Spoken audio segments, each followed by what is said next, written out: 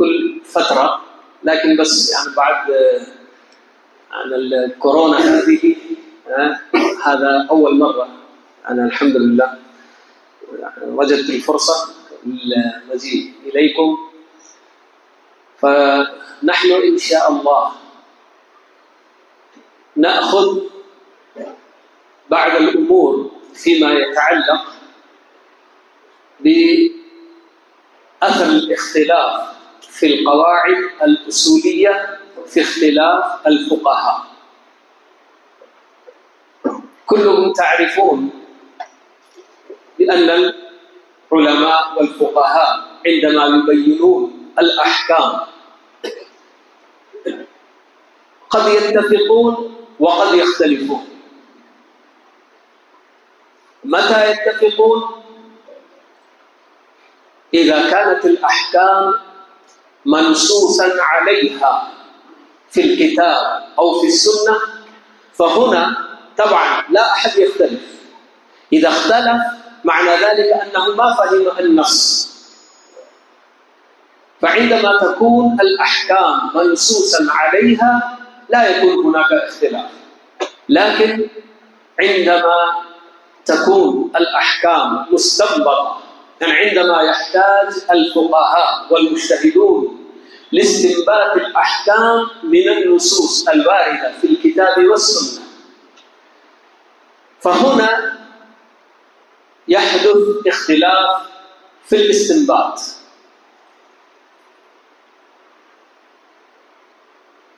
ربما قرأتم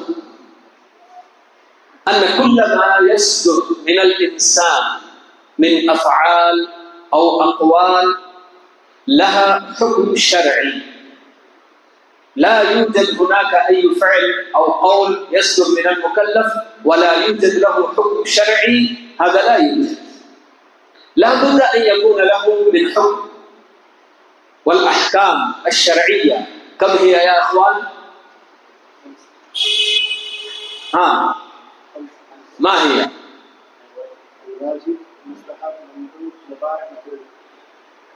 نعم، فهذا الأخ أجاب بأن هذه هي الأحكام الشرعية، لكن نحن نقول بالدقة بأن هذه ليست أحكام شرعية كلها، وإنما هي أحكام تكليفية. وهناك نوعان للأحكام الشرعية، هناك أحكام تكليفية وهناك أحكام وضعية أيضا. تمام؟ إذن نحن عندما نقول الأحكام معنى ذلك الأحكام التكليفية. فهذه الأحكام التكليفية الخمسة لا بد أن ينطبق على فعل المكلف أو على قوله أيا كان فعله، سواء كان من العبادة أو من المعاملات أو من الجنايات أو من التصرفات من العقود. نعم، الذي يحدث أو يصدر من المكلف عدة أنواع، قد يكون عبادة وقد يكون معاملة وقد يكون كذا وقد يكون أيا كان، لا بد أن يكون له من حكم، وهذا الحكم الذي يسمى بالحكم التكليفي. فهذه هي خمسة أنواع أو أقسام، لا بد أن ينطبق واحد من هذه الأحكام على هذا الفعل أو على هذا القول الذي صدر من المكلف. فعندما كما قلت لكم الآن، عندما يكون الأحكام هذه، عندما تكون الأحكام منصوصا عليها، الله عز وجل نص وصرح بأن حكم كذا وكذا يكون كذا، فهنا طبعا لا أحد يختلف من العلماء، لا يختلف اثنان. وكذلك النبي صلى الله عليه وسلم عندما ينص على حكم فعل أو قول من المكلف طبعا لا أحد يختلف في هذا. لكن الاختلاف أين يأتي؟ يأتي عندما يتصدى الفقهاء والعلماء لاستنباط الأحكام من هذه الأدلة التفصيلية. ما هي الأدلة التفصيلية؟ في أصول الفقه أنا دائما عندما أدرس عن المنطق أقول دائما للطلاب يا إخوان ركزوا على هذه المصطلحات التي أنتم تأخذونها في المنطق، لأن هذه يساعدكم أو تساعدكم هذه المصطلحات المنطقية في علم أصول الفقه كثيرا. تمام؟ فربما إذا كنتم درستم المنطق وتذكرون بعض الأمور قد يخطر في بالكم أنكم درستم الكلي والجزئي. هل سبق لكم أن سمعتم بالكلي والجزئي؟ ما هو الكلي؟ هل أحد يستطيع أن يعرف؟ الكلي هو ما لا يمنع نفس تصوره من وقوع الشركة فيه، كذا يعرفون الكلي. أنا أطول أمامكم شوية حتى تأتون إلى إن شاء الله النقطة التي أريد أن أصل إليها. تمام؟ فالكلي هو ماذا؟ ما أي الذي، يعني ما موصولة، الذي ما لا يمنع نفس تصوره من وقوع الشركة فيه، هذا ما يسمى بالكلي. مثال: عندما نقول الرجل، هذه الكلمة أي واحد عندما يسمع يتصور ما هو الرجل، فعندما يتصور هل تصوره يمنعه من أن يشترك فيه كثير من الرجال؟ يمنع؟ لا يمنع، بل كل من هو رجل أي الإنسان الذكر البالغ، كل إنسان ذكر بالغ يدخل في هذه الكلمة. تمام؟ هذا هو الكلي الذي لا يمنع نفس تصوره من وقوع الشركة فيه. بينما عندما تقول عبد الله أو زيد أو عمرو، أي واحد عندما يسمع هذه الكلمة ويتصور شخصية زيد أو شخصية عمرو أو عبد الله، هل يدخل فيه مع زيد آخرون أيضا؟ لا يدخل، بل هو الجزئي، هو يعني بعكس الكلي يمنع نفس تصوره من وقوع الشركة فيه. تمام؟ هذا الكلي والجزئي. ونحن هذه طبعا مصطلحات منطقية، لكن نفس الشيء موجود عندنا في الأصول كذلك.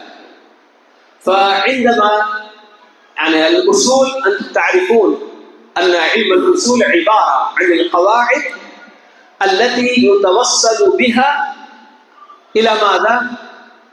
إلى استفادة الأحكام الشرعية من الأدلة التفصيلية. هذا الذي يعني يقولون العلم أصول الفقه هو عبارة عن القواعد التي يتوصل بها إلى استفادة الأحكام الشرعية العملية من أدلتها التفصيلية. عندما تعرفون أو تعرفون الفقه أو الأصول تجدون فيه كلمة الأدلة التفصيلية، فهذه الأدلة التفصيلية هي عبارة عن الأدلة الجزئية. أقيموا الصلاة عندك دليل، آتوا الزكاة عندك دليل، أوفوا بالعقود عندك دليل. عندما تقول أقيموا الصلاة هل يدخل فيه الحكم غير ما يتعلق بالصلاة؟ فهذا دليل جزئي، أي أنك إذا تصورت هذا الدليل هو يقتصر على وجوب الصلاة فقط، لا يدخل فيه لا وجوب الزكاة ولا وجوب الصيام ولا أي شيء آخر. أوفوا بالعقود عندما تقول فهذا أيضا دليل جزئي يتعلق بإيفاء العقد فقط ولا يدخل فيه شيء آخر. تمام؟ كونوا مع الصادقين، هذا أيضا نوع من الدليل الجزئي. لكن كل هذه الأدلة ما الذي يشترك فيها؟ أقيموا الصلاة أمر، آتوا الزكاة أمر، كونوا مع الصادقين أمر، أوفوا بالعقول أمر. إذن نحن عندنا الأمر يدل على الوجوب عندما نقول، فهذا يعتبر دليلا كليا، أي أنك عندما تتصور الأمر يدخل فيه أقيموا الصلاة، ويدخل فيه آتوا الزكاة، ويدخل فيه كذا وكذا وكذا، كل الأشياء تدخل فيها. وكذلك بالنسبة للنهي، لا يسخر قوم من قوم، نعم هذا نهي، نعم. وكذلك ايش؟ أنا نواهي كثيرة موجودة عندنا، لا تأكلوا الربا أضعافا مضاعفة نهي، لا تقربوا الزنا نهي. فالدليل لأي مسألة عندما تأخذه فهذا الدليل يعتبر دليلا جزئيا، لكن النهي عندما تقول هذه ماذا؟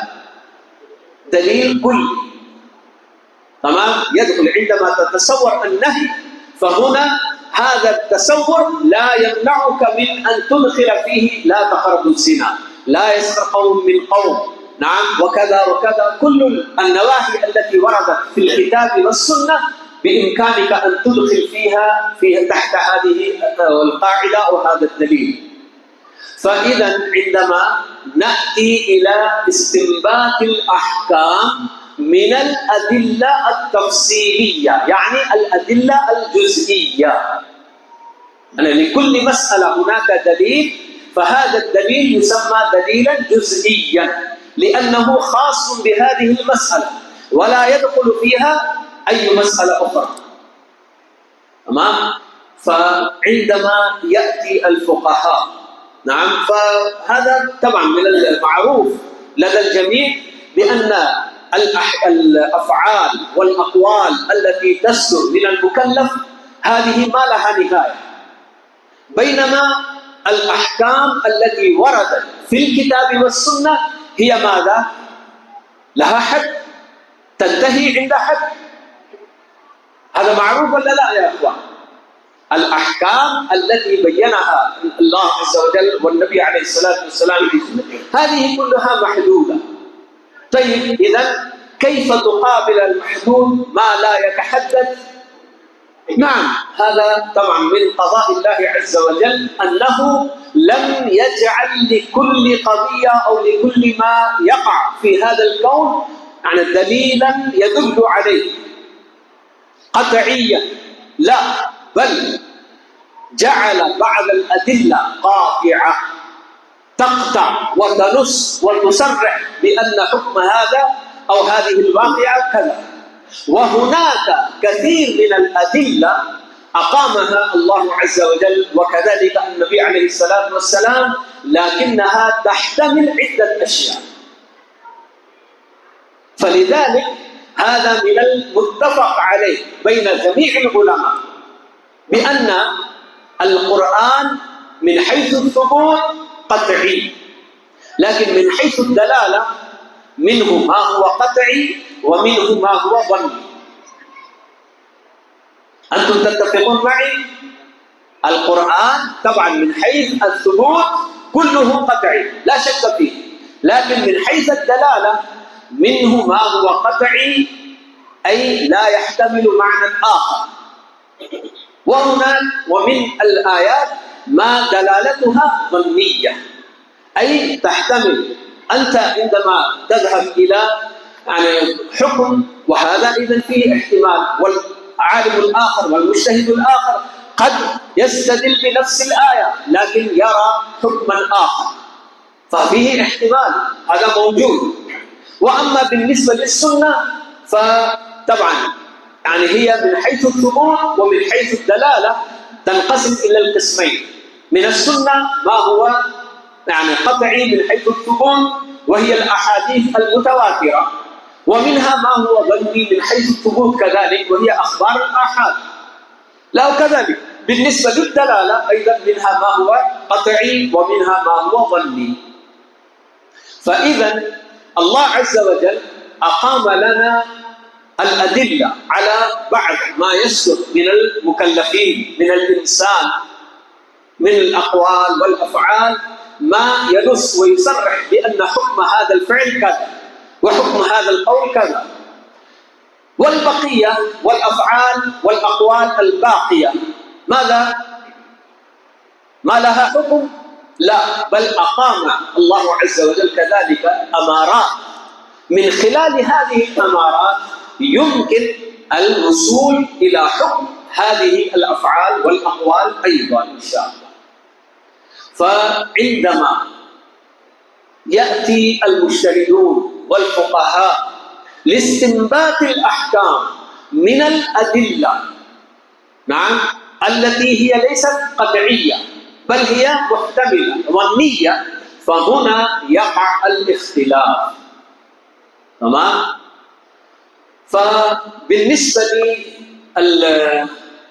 للاختلاف هذا، قبل أن ننتقل إلى معرفة الأسباب العامة، نأتي أولا إلى بيان الأحكام في عهد النبي عليه الصلاة والسلام. ففي عهده صلى الله عليه وسلم كان هو المرجع. كل من الصحابة والصحابيات إذا حدث لهم شيء، نعم، كانوا يرجعون إلى النبي صلى الله عليه وسلم فيبين لهم حكم ما حدث لهم. تمام؟ هذه وقائع فيها يعني أمثلة كثيرة، أنتم قرأتم إن شاء الله ما يحتاج إلى إعادة الأمثلة هذه. يعني هناك أمثلة كثيرة أو حدث للصحابة حتى إذا كانوا بعيدين عن النبي صلى الله عليه وسلم، نعم، أو قد يكون في المدينة فمباشرة يرجع إلى النبي صلى الله عليه وسلم ويسأله عن هذه الحادثة التي حدثت له. وعندما يكونون بعيدين يعملون حسب ما يتسنى لهم أو يظهر لهم من خلال الأدلة العامة، مثل ما حدث. أعطيكم مثال عن الأكل من السمكة الميتة الكبيرة التي كانت تسمى ماذا؟ العنبر. يعني خرج الصحابة في قيادة من؟ أبي عبيدة أعتقد. نعم، أبو عبيدة كان هو القائد، أرسله النبي صلى الله عليه وسلم إلى جهة في جمع من الصحابة. فعندما يعني وصلوا إلى بحر وجدوا طبعا الزاد الذي حملوا معه قد نفذ وبقوا بدون زاد. فلما رأوا هذه السمكة الطافية التي وصلت إلى ساحل البحر وجدوا هذه، لكن هم ما كانوا يعرفون أن الحكم هو بأن ماذا؟ الطهور ماؤه والحل ميتته. هذا يعني يجوز لكل واحد سواء كان مضطرا أو لم يكن مضطرا، هذا ما كانوا يعرفون. لكن في نفس الوقت اجتهد أبو عبيدة. ماذا قال؟ نحن قوم مضطرون والله عز وجل أباح الميتة للمضطرين، فنحن لنا أن نأكل من هذه الميتة. فأكلوا ما شاء الله من هذه السمكة، نعم، حتى ثابت أجسامهم. يقولون ما شاء الله من يعني كبر حجم هذه السمكة، أكلوا منها أيام، وكذلك تزودوا معه، أخذوا وأتوا النبي صلى الله عليه وسلم كذلك. لكن لما وصلوا إلى النبي صلى الله عليه وسلم عرضوا عليه ما واجههم في هذه السفرة. قالوا نحن نفذ معنا الزاد الذي حملنا معنا، ثم بعد ذلك وجدنا هذه السمكة الميتة فأكلنا منها على أساس أننا مضطرون. فالنبي عليه الصلاة والسلام بين لهم نعم يجوز لكم ولغير المضطرين أيضا، لأن البحر ميتته أو ميتته حلال للجميع كذا. فهكذا أنا الصحابة عندما يحدث لهم أي شيء يرجعون مباشرة إلى النبي صلى الله عليه وسلم، والنبي صلى الله عليه وسلم عندما يبين لهم الأحكام طبعا ما يكون هناك أي خلاف، لأن النبي عليه الصلاة والسلام هو طبعا يعني يبين عن الله عز وجل، فالله عز وجل إما بطريق الوحي نعم يوحي إليه فيبين لهم الحكم نعم، أو النبي عليه الصلاة والسلام من عند نفسه يبين، لأن الله عز وجل أعطاه إيش عن درجة البيان. تمام؟ نعم. فلذلك في عهد النبي عليه الصلاة والسلام لم يكن هناك أي اختلاف، لكن بعد وفاة النبي صلى الله عليه وسلم في عصر الصحابة عندما واجهوا نعم مسائل مستجدة وقائع استجدت حدثت ولم يكن حدث مثل ذلك في عهد النبي صلى الله عليه وسلم، فماذا كانوا يعملون؟ كلما جدت لهم جديدة نازلة عندما تنزل مباشرة يرجعون إلى كتاب الله عز وجل، يبحثون عن حكم هذه النازلة في كتاب الله عز وجل، فإذا لم يجدوا رجعوا إلى ما كانوا يحفظون من سنة النبي صلى الله عليه وسلم. إذا لم يجدوا لا في الكتاب ولا في السنة ماذا كانوا يعملون؟ كما جاء عن أبي بكر وعن عمر وعن غيره من الصحابة كذلك، كانوا يجمعون الصحابة الكبار أو يسألون مباشرة في المسجد، كما جاءت جدة إلى أبي بكر الصديق رضي الله عنه تطلب ميراثها من نعم ولد ابنها أو من ولد ابنتها، لأن الجدة من جهة الأم ومن جهة الأب كلاهما ترثان، تعرفون الأمم. طيب الجدة هذه لما جاءت وطلبت ميراثها فأبو بكر قال لها ما أجد لك شيئا في كتاب الله ولا فيما أعرفه من سنة رسول الله، ولكن انتظري حتى أسأل الناس. فبعد في صلاة الظهر أو في صلاة العصر بعد أن انتهوا من الصلاة قام وقال بأن هذه الجدة جاءتنا تطلب ميراثها، فقام من؟ المغيرة بن شعبة رضي الله عنه، قام وقال وجدت النبي صلى الله عليه وسلم أعطاها السدس، لكن أبو بكر ما نفذ هذه القضية أو ما سلم لهذه القضية مباشرة، بل سأل هل معك أحد؟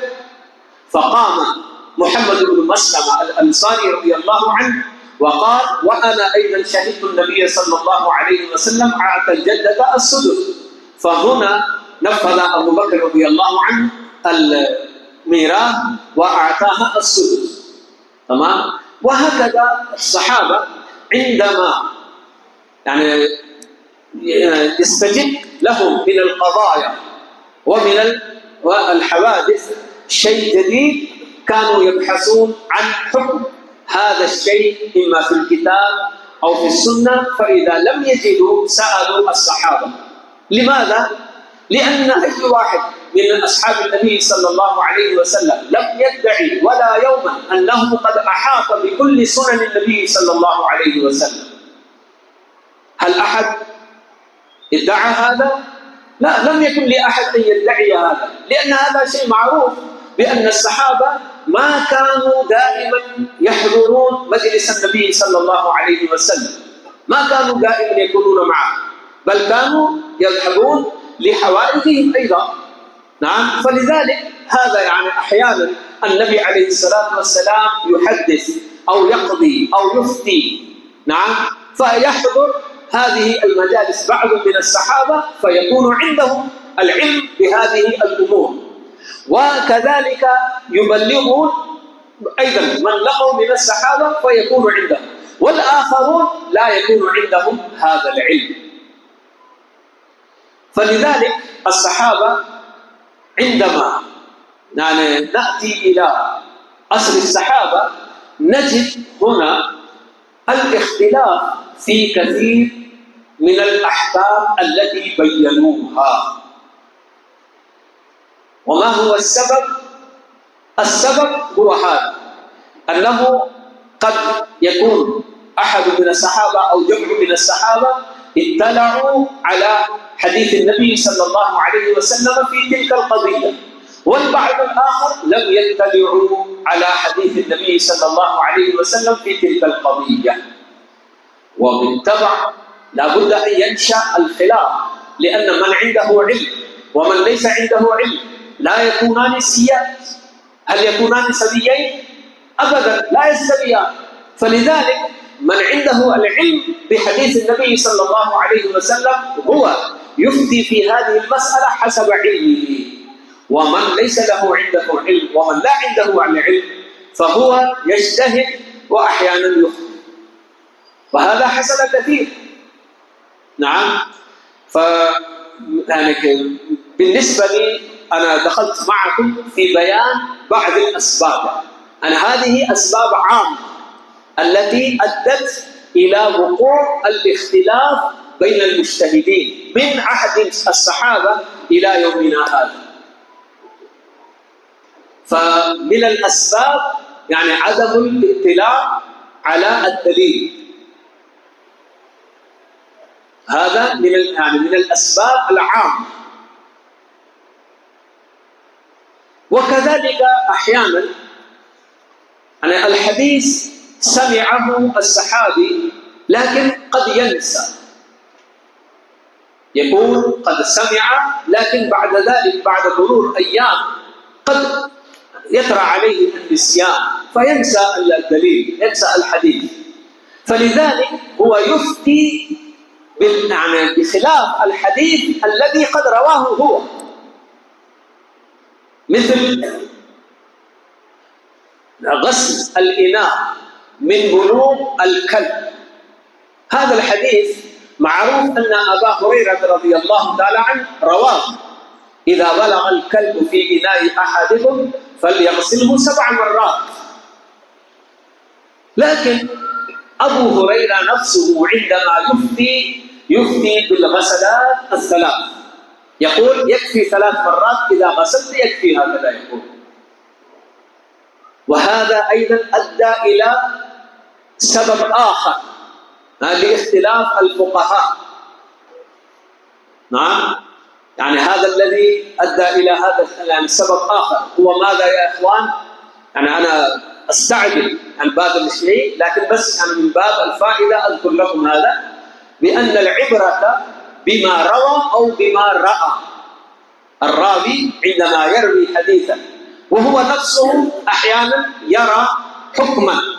فالعبرة أنت تعتبر ماذا؟ تعتبر روايته أو تعتبر رأيه. نعم. فهذا في طبعا هناك اختلاف بين الفقهاء، بعضهم يقولون نحن نعتبر ما روى، نأخذ ما روى، وبعضهم يقولون لا، نحن نأخذ ما رأى لا بما روى. وهذا طبعا عندما يختلف يكون هناك اختلاف في هذه القاعدة، طبعا الفروعات الفقهية كذلك التي تنبني على هذه القاعدة تكون مختلفة. سنأخذ إن شاء الله أمثلة لهذا. فالقصد هو ماذا؟ بأن أبا هريرة رضي الله عنه روى حديثا، نعم، لكنه نفسه نسي هذا الحديث وكان يفتي بهذا الشيء. تمام. وكذلك ليس هذا فقط عن الصحابة، بل غير الصحابة، بعد الصحابة أيضا من كبار المحدثين الأساطين والأعلام. نعم. حتى مثل هؤلاء قد ينسون، مثل ما حدث للإمام الزهري ابن شهاب الزهري رحمه الله. نعم. كما يحكي عنه ابن جريج أحد تلامذته، يقول بأنه لما سأل الزهري عن حديث الولي لا نكاح إلا بولي، يقول لم يعرفه الزهري، بينما هناك تلامذة كثيرة للإمام الزهري قد رووا عنه هذا الحديث. تمام. فإذا الإمام الزهري بعد أن روى لجمع كبير من تلامذته هذا الحديث نسي بعد فترة، فلم يعرف هذا الحديث. فعندما سأله ابن جريج قال لا، هذا ما أعرف مثل هذا الحديث.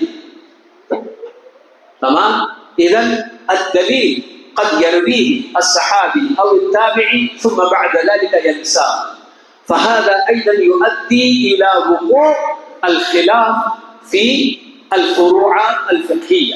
فهذا الذي يعتمد عليه الفقهاء الحنفية على عدم اشتراط الولاية في صحة النكاح. ماذا يقولون؟ بأن هذا الحديث الذي يروونه عن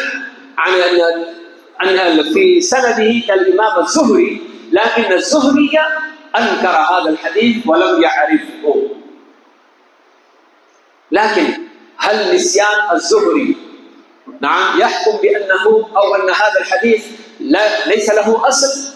لا، بل هناك يعني من تلامذة الزهري كثيرون كلهم ثقات وأثبات رووا عنه هذا الحديث. فلذلك أنتم تجدون بعض المحدثين رحمهم الله عندما ينسون بعض الأحاديث ويذكرهم تلاميذهم بذات الحديث يروون عن تلميذه. نعم، يقولون هكذا: حدثني فلان بأني حدثته كذا. هل وجدتم هذا ولا ما وجدتم؟ تجدون مثل هذا عند المحدثين أنهم عندما ينسون بعض الأحاديث ويذكرهم بها تلاميذهم يروون عن تلاميذه بأن هذا حدثني فلان التلميذ بأني حدثته كذا وكذا، ثم بعد ذلك يروون. فإذا عن نسيان الدليل أو الحديث هذا أيضا من أسباب الاختلاف بين الفقهاء. وكذلك الشك، يعني بالنسبة لي نحن قلنا عدم الاطلاع أولا. يعني أحيانا بعض الصحابة أو بعض العلماء التابعين أو بعضهم طبعا يطلعون على بعض الأدلة وغيرهم لا يطلعون على تلك الأدلة، لأن هذا كما هو معروف أن كل صحابي ما لديه من العلم وما لديه من الأحاديث نقل إلى تلاميذه. طيب، فهؤلاء أخذوا عنه هذا العلم والآخرون ما أخذوا عنه هذا الشيء. فلذلك هذا التفاوت يكون بين العلماء، بأن بعضهم يكون لديه كمية كبيرة من الدلائل. طبعا القرآن هذا طبعا كله يحفظ وليس فيه يعني شيء زائد أو نقص، لا يوجد. لكن بالنسبة للأحاديث فهناك تفاوت كبير بين من يعرف من الأحاديث الكمية وبين من يعرف قليل من الأحاديث، فيحدث تفاوت كبير في مثل هذه الأمور. فمن الأسباب أيضا عدم وجود النص. أحيانا تحدث بعض الوقائع. عفوا، قبل هذا نأتي إلى الأدلة التي ثبتت، لكن قد يشك بعض الصحابة في قبول فلا يقبل، يشك في ثبوت هذا الدليل فلا يقبل، يرفض أن يقبل مثل هذا الدليل، مثل ما حدث لعمر رضي الله عنه عندما أفتى بأن المطلقة البائنة لها السكنى ولها النفقة، بينما روت فاطمة بنت قيس رضي الله عنها أن زوجها طلقها البتة، يعني الطلاق الثالث، طلاقا بائنا، ولم يجعل لها النبي صلى الله عليه وسلم لا نفقة ولا سكنى. فعندما وصل عمر رضي الله عنه هذا الحديث عن فاطمة بنت قيس رضي الله عنها، رفض أن يقبل هذا الحديث، ليس لأي شيء، بل عنده دليل أقوى من هذا الحديث، وهو ماذا؟ عمر رضي الله عنه اعتمد على قوله تعالى: وأسكنوهن من حيث سكنتم من وجدكم. فهنا الله عز وجل قضى بأن المطلقة تسكن في بيت زوجها، ولم يفرق بين الرجعية والبائنة. فعمر استدل بهذه الآية العامة: أسكنوهن من حيث سكنتم من وجدكم. فعمر كان يذهب إلى عموم هذه الآية، ولما وصله الحديث عن فاطمة بنت قيس رضي الله عنها قال: لا نترك كتاب ربنا ولا سنة نبينا لقول امرأة لا ندري أحفظت أم نسيت. نعم، صرح بهذا الكلام وقال: لا نترك كتاب ربنا ولا سنة نبينا لقول امرأة لا ندري أحفظت أم نسيت. فهنا شك عمر رضي الله عنه في ثبوت هذا الحديث، فلذلك ولكن هذا الشك أيضا لم يعتريه بدون أي شيء، بل كان عنده دليل أقوى من هذا. كان يرى بأن الآية هذه عامة ولم تفرق بين البائنة والرجعية، فلذلك أنا أذهب إلى الآية وترك الحديث. ومثله أيضا كان عمر نفسه كان يفتي إلى مدة بأن الجنب إذا لم يجد الماء يترك الصلاة حتى يجد الماء ويغتسل، حتى ولو شهر يبقى بدون صلاة إلى أن يجد الماء يغتسل ثم يصلي. هكذا كان يقول عمر. فعمار ابن ياسر رضي الله عنه ذكره. نعم، عندما جاء رجل إلى عمر واستفتاه أنه أصابته جنابة ولم يجد الماء، ماذا يعمل؟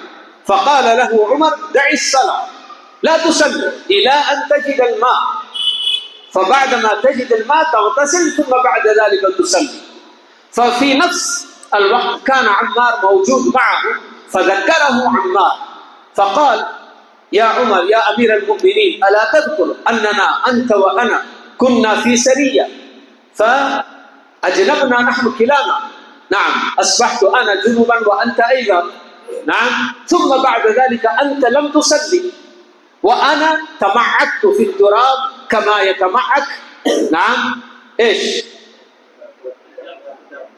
نعم، ثم بعد ذلك نعم عندما رجعوا عمار جاء إلى النبي صلى الله عليه وسلم وحكى ما فعل بأنه تمعك في التراب، فقال له النبي صلى الله عليه وسلم: إنما يكفيك أن تضرب بيديك على التراب ثم تمسح بهما وجهك وكفيك مثل ما تتيمم. لماذا؟ للوضوء، نفس التيمم، حتى هذا بدل عن الغسل أيضا. لكن لما ذكره عمار بهذه الواقعة عمر لم يتذكر، قال: اتق الله يا عمار، هكذا سكته. أو في بعض الرواية قال: نوليك ما توليت، أنت تتولى هذه المهمة، أنت الذي تروي، أنا ما أذكر شيء. فإذا مثل هذه الأمور تحدث. نعم، الشك، مع أن عمار ذكره بفعله وكذلك أيضا بالواقع التي حصلت له أيضا، لكن مع ذلك عمر شك في هذا ولم يقبل منه كلامه. وكذلك بالنسبة للرجل الذي يعقد على امرأة ثم قبل الدخول يموت ولا يفرض لها مهر، وهذا ما يسمى بنكاح التفويض. المفضلة، المرأة التي عقد عليها ثم مات عنها زوجها قبل الدخول ولم يسم لها صداقا ولا مهرا. فماذا تستحق هذه المرأة من مال زوجها؟ هل تستحق الميراث وكذلك الصداق أو لا؟ فهنا اختلف الفقهاء، حتى من عهد الصحابة اختلفوا في هذا.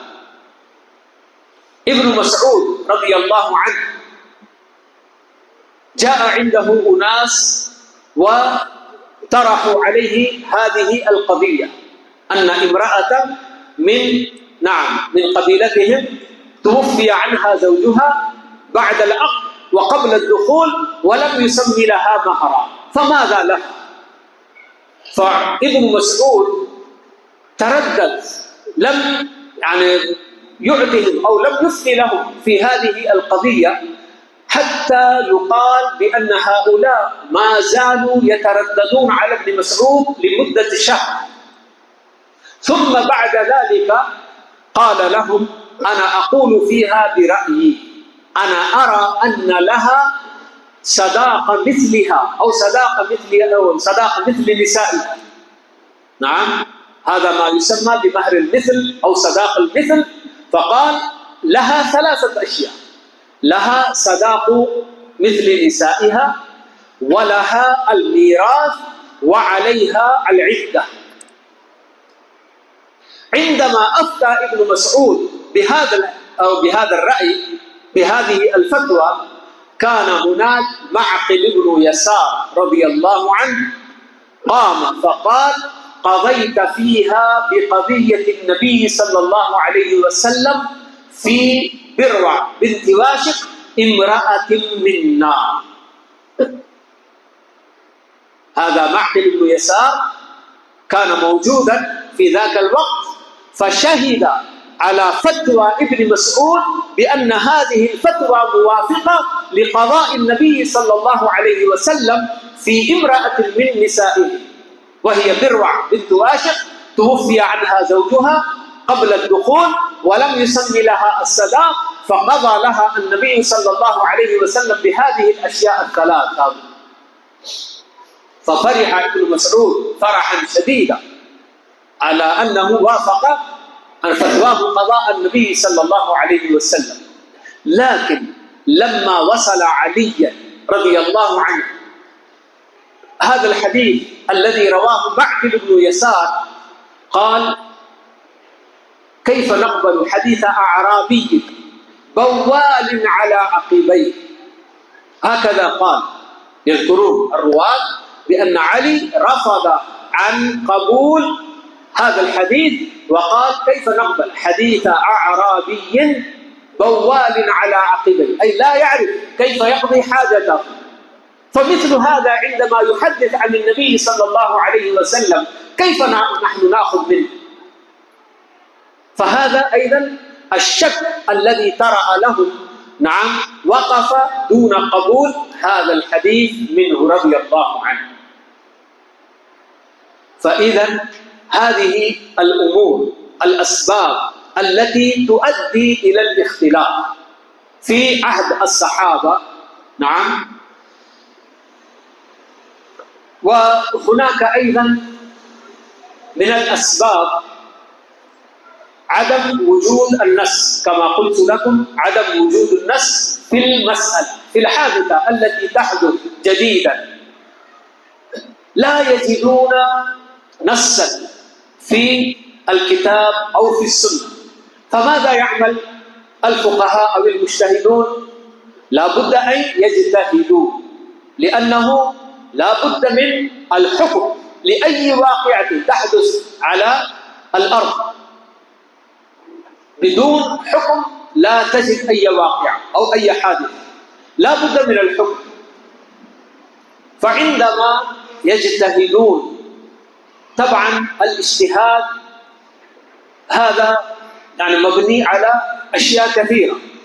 أحيانا يبنون اجتهادهم على القياس، يرون أن هذه الحادثة التي حدثت الآن مثلها تماما حدثت في زمن النبي صلى الله عليه وسلم، فالنبي صلى الله عليه وسلم أعطى لمثل هذه الحادثة حكما، فيأتون ويقيسون هذه الحادثة التي حدثت في زمانهم على الحادثة التي حدثت في زمن النبي صلى الله عليه وسلم، وكان له حكم في هذه الحادثة. عندما يجدون المثيل والشبيه بكل سهولة يقيسون إذا اتحدت العلة. وأحيانا الاجتهاد يكون مبنيا على المصلحة، وأحيانا الاجتهاد يكون مبنيا على البراءة الأصلية. نعم، إذن هناك أشياء كثيرة، أساسات ينبني عليها اجتهاد الفقهاء. فعندما يجتهدون قد يوافق بعض المجتهدين الحكم أو الصواب، يصلون إلى الصواب في اجتهادهم، وبعضهم يخطئون. فلذلك النبي صلى الله عليه وسلم أخبر بأن المجتهد عندما يجتهد ويصيب يكون له أجران، وأما عندما يجتهد فيخطئ يحصل على أجر واحد على اجتهاده. نعم، لأن كل واحد من المجتهدين يكون همه وقصده الوصول إلى الحق وإلى حكم الله عز وجل في تلك الواقعة، لكن قد يكون واحد يصيب وقد يخطئ الآخر. لكن الاجتهاد عن كل واحد من المجتهدين عندما تكون نيته وكذلك يكون قصده الوصول إلى الحكم الشرعي للواقعة. فلذلك النبي عليه الصلاة والسلام بين هذا الشيء، بأن المجتهد عندما يجتهد ويصيب يحصل على أجرين، وعندما يجتهد ويخطئ يحصل على أجر واحد. فهذا طبعا يؤدي إلى الاختلاف عن عدم وجود النص في المسألة، وعندما يجتهدون طبعا يصلون أو يختلفون في الاجتهادات. مثال ذلك في عهد أو في عصر عمر رضي الله عنه حدثت واقعة في صنعاء اليمن. كان رجل ترك زوجته وابنا له من غيرها وخرج لحاجته، وهذه المرأة بعدما خرج زوجها اتخذت خليلا. نعم، ثم هي حدثت خليلها بأن هذا الولد يفضحنا. نعم، عندما يرجع الزوج ربما هذا الولد نعم يخبره بأننا كنا نلتقي في غيبه أو في غيابه فيفضحنا، فلذلك نتخلص من هذا الولد. فالرجل خليله هذا أبى في أول الأمر، فهذه المرأة امتنعت، قالت طيب إذا أنت لا تقتل هذا الولد أنا لا أقترب منك، فطاوعت. نعم، ثم بعد ذلك اشترك هو وهذه المرأة وكذلك يقولون غلامها وأيضا رجل آخر 4 أنفار اجتمعوا في قتل هذا الولد، قطعوه أبعاضا ثم جعلوه في كيس ورموه في بئر خارج البلد. ثم قامت المرأة هذه تضج وتصيح بأن الغلام لا يوجد. فأهل القرية كلهم بحثوا عن هذا الولد حتى وجدوا أنه قتل وقطع أبعاضا ورمي في هذه البئر الذي لا ماء فيها. ثم بعد ذلك أخذت المرأة الرعدة بما أنها عملت هذه الجريمة، قامت بهذه الجريمة، ثم بعد ذلك اعترفت هي وكذلك الآخرون. فالأمير الذي كان في صنعاء ذاك لعمر كتب إلى عمر بهذه القضية يستفتيه فيها، كيف الآن هذا الولد الواحد اشترك في قتله 4 أنفار، إذا ماذا نفعل؟ هل نقتل الجماعة بالواحد أو نأخذ الدية فقط؟ فعمر رأى بأنه لو أفتى بأنه يأخذ الدية ويترك الأربعة، أي واحد إذا أراد أن يقتل يجتمعون، نعم، يجعلون جماعة ويقتلون ثم بعد ذلك يؤدون الدية، لأن هذا سهل. فلذلك كتب إليه: لو أن أهل صنعاء تمالؤوا على قتله لقتلتهم جميعا، اقتلهم جميعا، ليس الأربعة فقط، بل على قتل هذا الولد الغلام الواحد لو اتفق أو اجتمع أهل صنعاء كلهم لقتلتهم جميعا بهذا الولد، لأنه رأى هذا الشيء، لأنه لم يجد نصا في الكتاب ولا في السنة، اجتهد من عند نفسه وأفتى بهذا الفتوى وقال اقتلهم جميعا. فهنا بينما بعض الآخر من الصحابة ما كانوا يرون هذا الرأي، نعم، لأن القصاص معنى ذلك أن يكون فيه المساواة، إذن النفس الواحد نعم تقتل بدلها نفس واحد، لكن هنا 4 أنفس، كيف نقتل الأربعة بمقابل الواحد؟ فلذلك خالف فيها بعض الصحابة وقالوا لا، الحكم هو أخذ الدية من هؤلاء الأربعة لهذا الولد، هكذا قال. فإذا هذه القضايا أو الأسباب العامة التي أدت إلى وقوع الاختلاف، تمام. وعندنا أيضا من الأسباب كذلك اختلاف القراءة. أنتم تعرفون بأن الآيات القرآنية نعم قد يختلف فيها القراءة، وهذا الاختلاف في القراءة أيضا يؤدي إلى الاختلاف في استنباط الأحكام. فمن ذلك حكم الوضوء لما بينه الله عز وجل: إذا قمتم إلى الصلاة فاغسلوا وجوهكم وأيديكم إلى المرافق وامسحوا برؤوسكم وأرجلكم إلى الكعبين. وهناك من قرأ وأرجلكم إلى الكعبين، قراءتان بفتح أرجلكم وبكسر أرجلكم، وهذا أدى إلى الخلاف في ما هو فرض الرجلين في الوضوء، أهو الغسل أو المسح.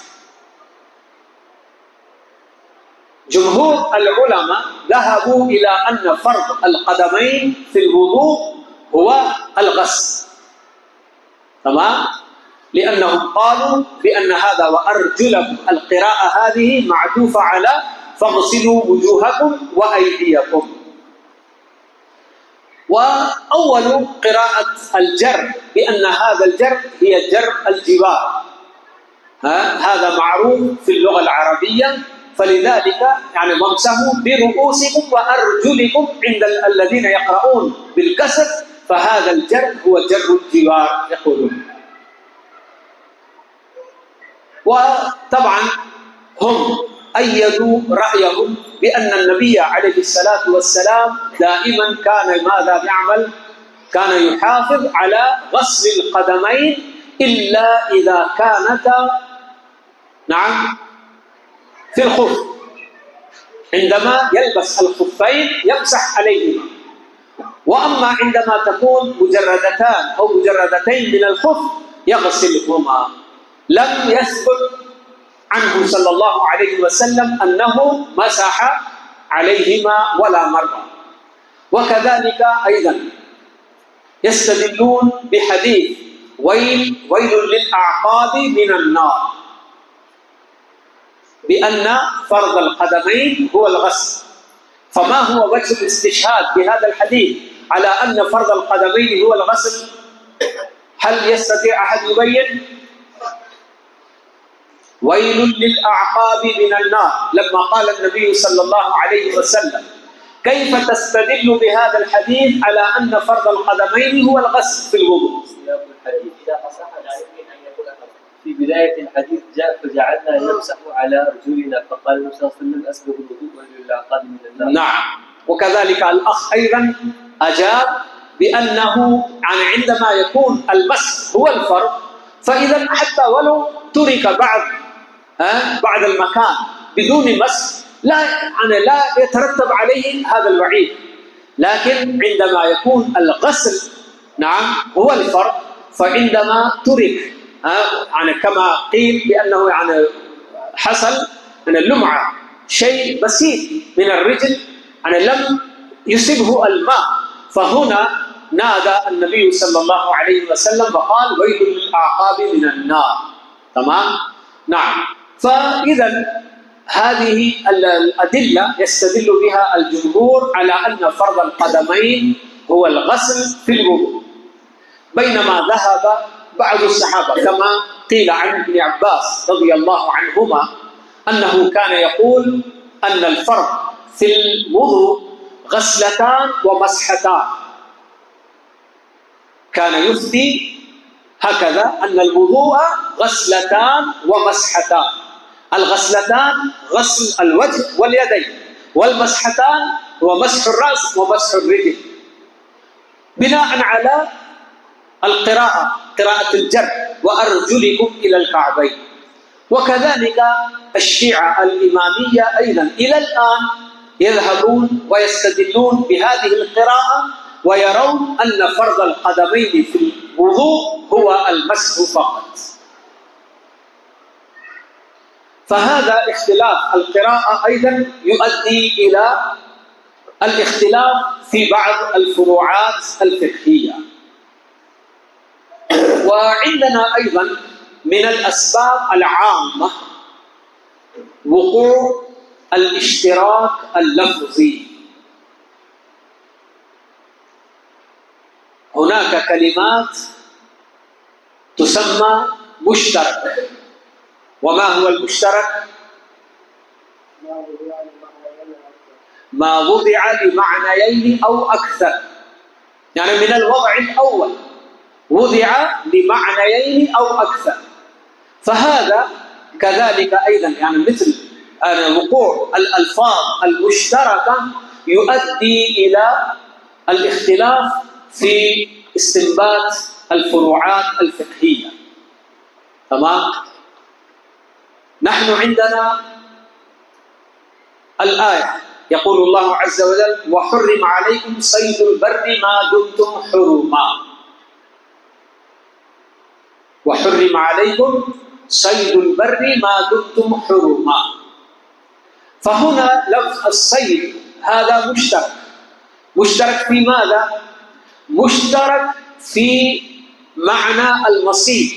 الحيوان الذي صيد هو أيضا يسمى صيدا، وكذلك عملية الصيد أيضا يسمى الصيد، لأن الصيد مصدر من صاد يصيد صيدا، فعملية الصيد أيضا يسمى صيدا، وكذلك الحيوان الذي صيد هو أيضا يسمى صيدا. فهذا اللفظ مشترك بين هذين المعنيين. فلذلك حصل الخلاف: هل المحرم هو عملية الصيد أثناء الإحرام أو الأكل من الصيد، سواء حتى ولو صيد لغير المحرم؟ فبعض الفقهاء رأوا أن المراد هو الحيوان المصيد، سواء صيد لمحرم أو لغيره أيا كان، هذا حرام ما دام أنه في الإحرام. ولكن هناك من العلماء الكثيرون يرون بأن المراد هو عملية الصيد. نعم، الاشتغال بالصيد هو المحرم، لكن لو صاد غير المحرم، نعم، حتى ولو للمحرم أو لغيره، يجوز له الأكل من هذا الصيد. ليس الصيد هو المحرم، وإنما الاشتغال بالصيد هو المحرم أثناء الإحرام. ويستدلون أيضا بالوقائع التي حدثت.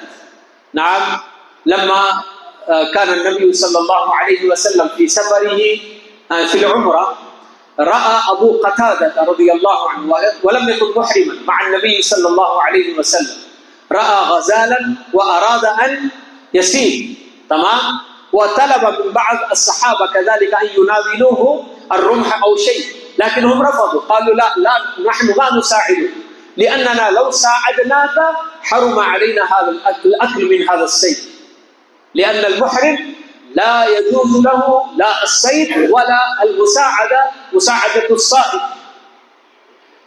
فلما صاد أبو قتادة هذا الغزال وأتى به النبي صلى الله عليه وسلم، أكل منه وأكل كذلك معه أصحابه، تمام. إذن هذا اللفظ المشترك عندما وقع اختلف الفقهاء في استنباط الحكم. ما هو المحرم؟ هل المحرم الأكل من الصيد تماما، يعني لا يجوز للمحرم أن يأكل من الصيد، سواء صيد له أو ساده محرم أو ساده غير المحرم، ما كانوا يبالون. لكن الجمهور من العلماء ذهبوا إلى أن المحرم هو ماذا؟ عملية الصيد، الاشتغال بالصيد هو المحرم وليس الصيد نفسه.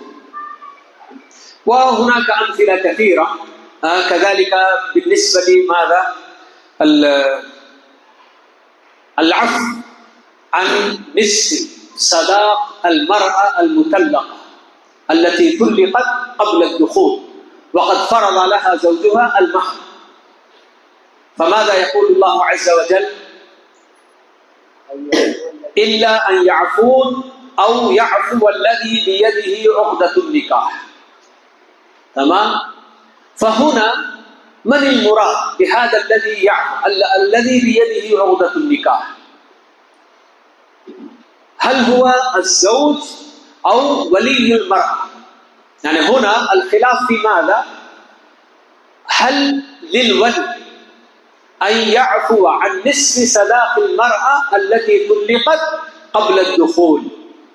نعم، الزوج لما سمى لها مثلا 1000 لكنه طلقها قبل الدخول فسقط عنها 500 وبقي لها 500، فهل هذه 500 هل لولي المرأة أن يعفو عن هذه 500 ويقول لا أنا ما أريد منك شيء خذ كله أنت، أو لا يجوز له ذلك؟ فهنا بالنسبة لكلمة يعفو فهذا أيضا يقولون أنه مشترك، لأنه في العربية يستخدم بمعنى يسقط وبمعنى يهب،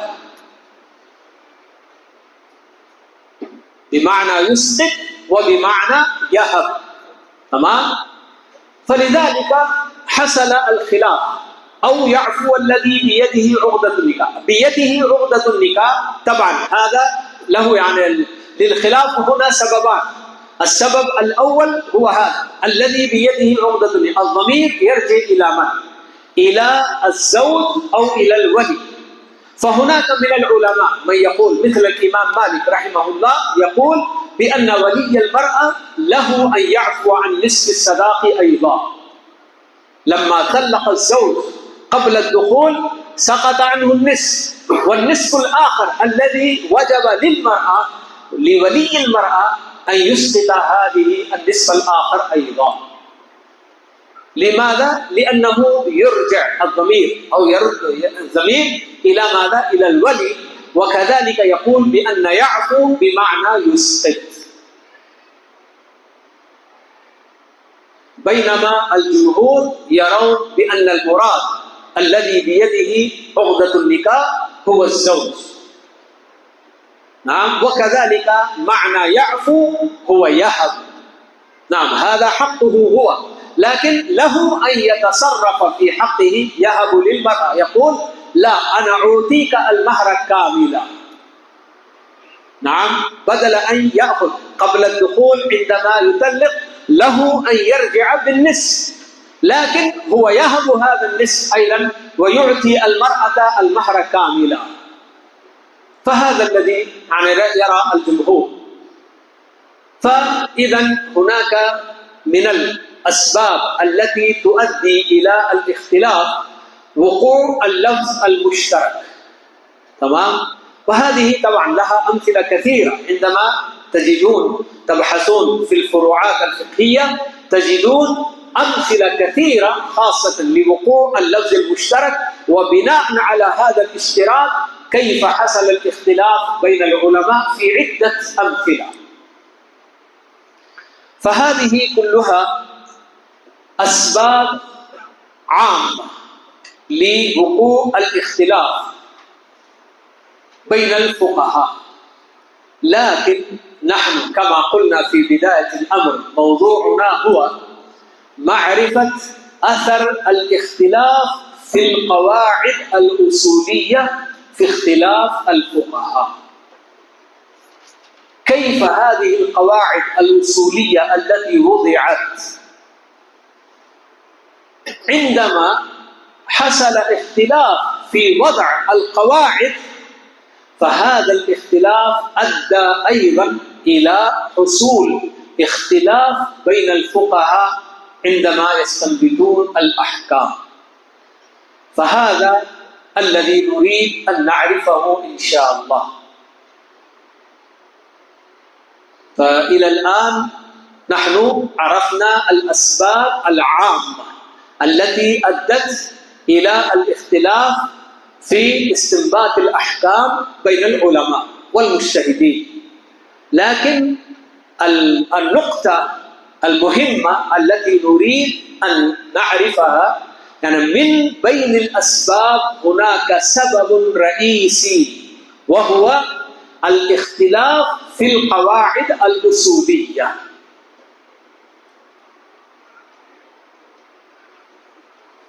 أنتم ربما تعرفون بأن هذه القواعد الأصولية متى ظهرت؟ وأول من وضع هذه القواعد من هو؟ الإمام الشافعي رحمه الله، لأنه هو الذي وصل كتابه إلينا. وإن كان هناك من يدعي بأن هناك قبل الإمام الشافعي الإمام أبو حنيفة أو الإمام أبو يوسف وضعوا كذلك قواعد أصولية يقولون، لكن ما وصل إلينا كتابهم. لكن الإمام الشافعي هو الذي وصل إلينا كتابه في بعض القواعد الأصولية، فلذلك نعتبر الإمام الشافعي هو مؤسس هذه أو هذا الفن الذي وضع أساسه. وبعد الإمام الشافعي رحمه الله طبعا توالت الكتابة في هذا الفن، فظهرت آلاف الكتب من بين مختصر ومطول وشروحات وأشياء كثيرة. لكن قبل الإمام الشافعي أن يضع هذه القواعد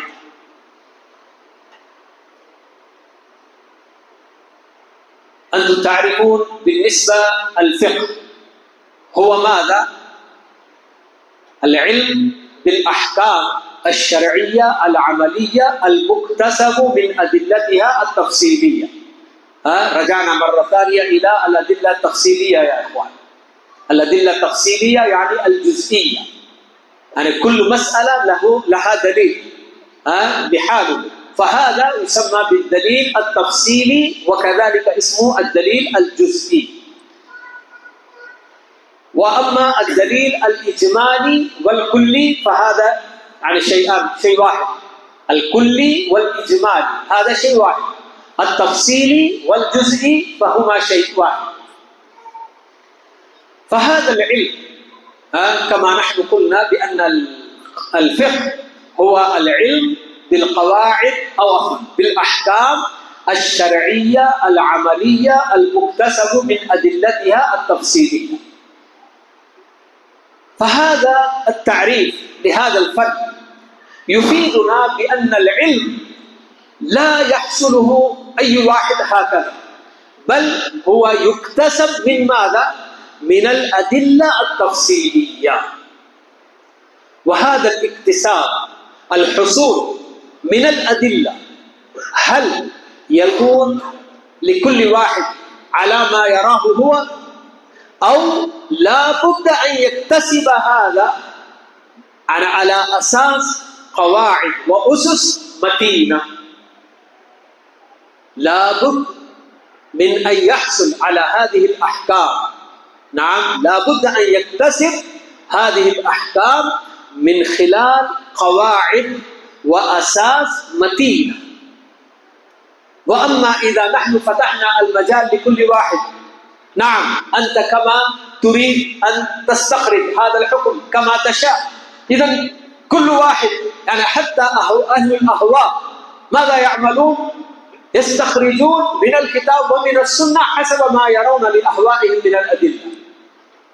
نعم، لكن السؤال يأتي هنا عندما نقول بأن الإمام الشافعي رحمه الله هو المؤسس، هو أول من وضع هذه القواعد. فإذا قبل الإمام الشافعي الصحابة والتابعون وتابعوه ماذا كانوا يعملون؟ هل كان لديهم قواعد وأسس يبنون عليها استنباطاتهم، أو كانوا يستنبطون ويستخرجون الأحكام من الكتاب والسنة حسب أهوائهم؟ فما هو الجواب؟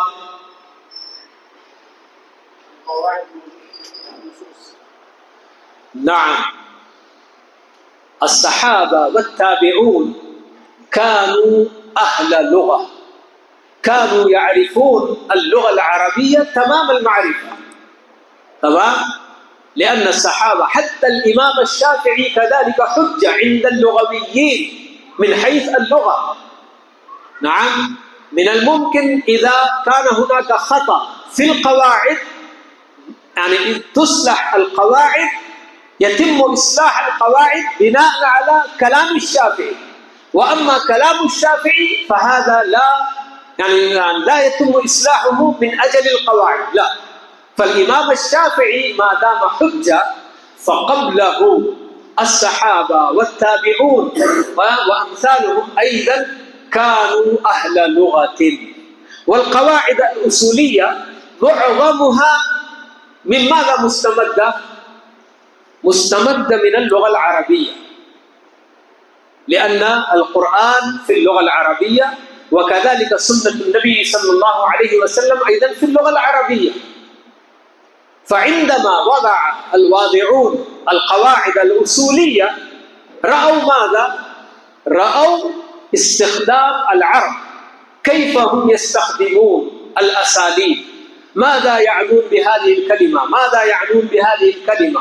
وبناء على استخدام العرب كذلك جاء أيضا النصوص، جاءت النصوص القرآنية وكذلك الحديثية أيضا تماما مثل استخدام العرب. فالقواعد الأصولية هذه مستمدة من اللغة العربية ومن الكتاب ومن السنة، هذه هي أساس القواعد الأصولية.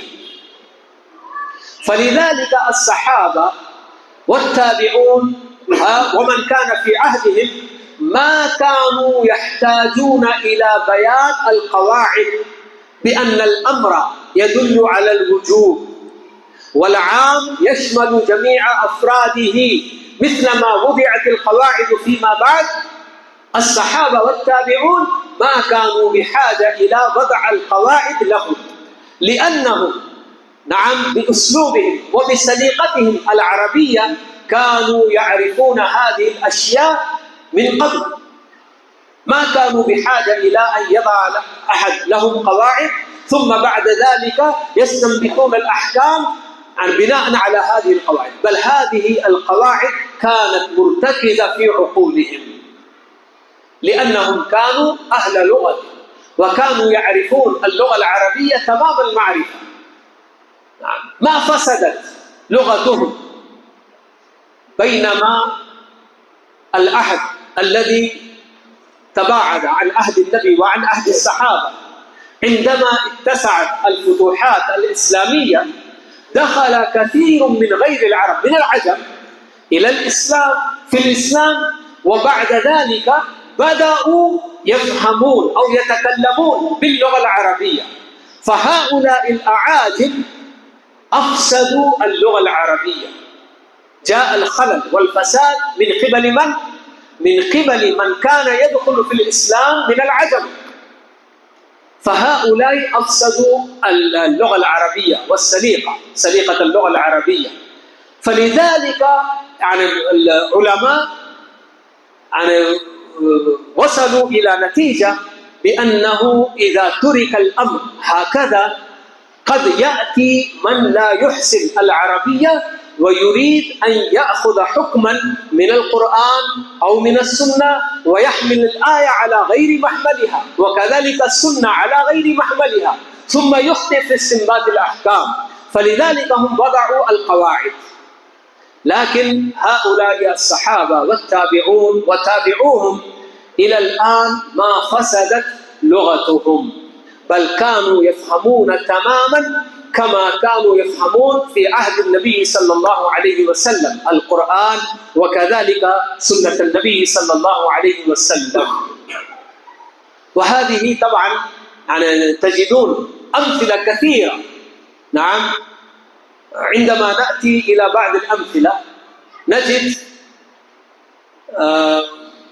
هذا ابن عباس رضي الله عنه يقول لنا: كانوا يأخذون بالأحدث فالأحدث من أمر رسول الله صلى الله عليه وسلم.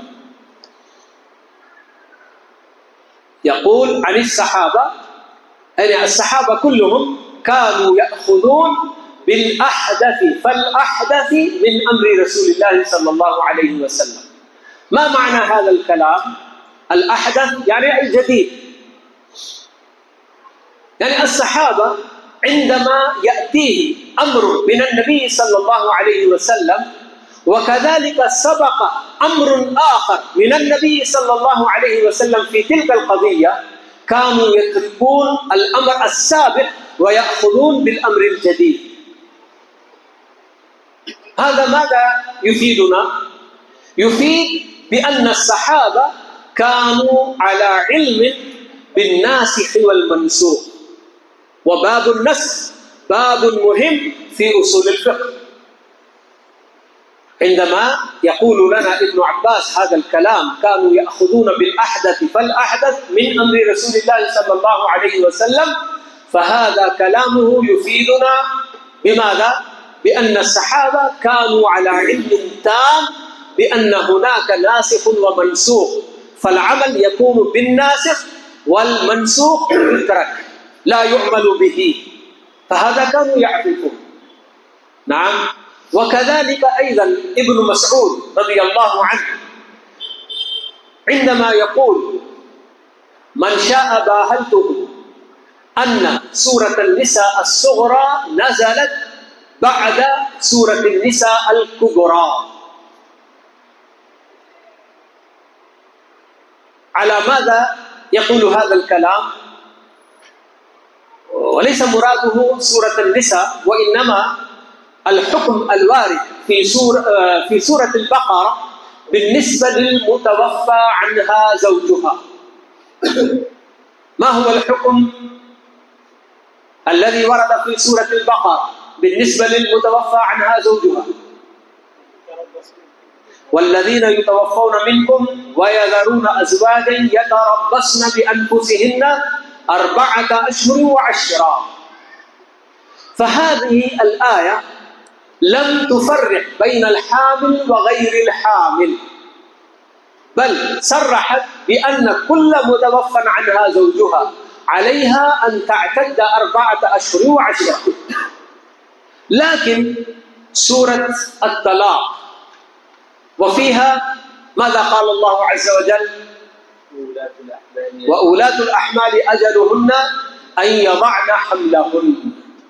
فهنا بين الله عز وجل أن عدة الحوامل يختلف أو تختلف عن عدة غير الحوامل.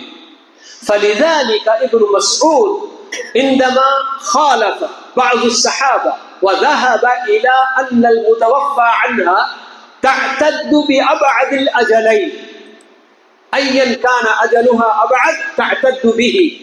فهنا قال ابن مسعود هذا الكلام: من شاء باهلته، والمباهلة تعرفون، ندعو أبناءنا وأنفسنا ثم نبتهل فنجعل لعنة الله على ماذا؟ على الكاذبين. فأنا دعا للمباهلة وقال: نعم، هذه الآية نزلت بعد تلك الآية. فلذلك ابن مسعود ذهب إلى أن الحوامل مختصة من هذا العموم. إذن كانوا يعرفون بأن هناك عام وهناك دليل خاص، هذه أيضا كانوا يعرفون هذه الأمور. تمام؟ وكذلك بالنسبة للمفهوم المخالف، تعرفون المفهوم المخالف؟ عندما يأتي نص يكون هناك يعني من حيث النطق يدل على شيء، وهناك ما يكون يعني بضد هذا. عندما يعني المفهوم كما إن شاء الله سوف نأخذ، هناك أقسام: مفهوم الصفة ومفهوم الشرط ومفهوم العدد، كل هذه مفاهيم 5 مفاهيم عندنا. فالآية التي أخبر الله عز وجل فيها عن قصر الصلاة في السفر، ماذا قال الله عز وجل؟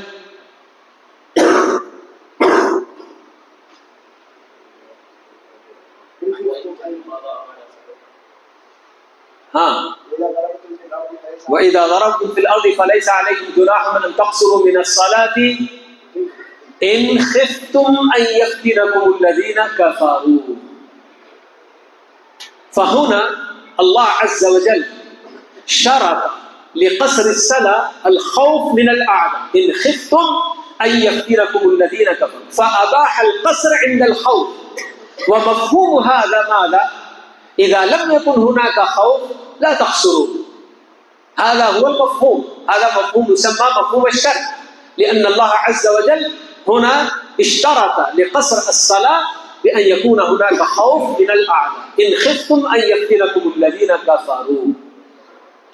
فواحد من الصحابة ذهب إلى عمر وقال له: ما بالنا نقصر وقد أمنا؟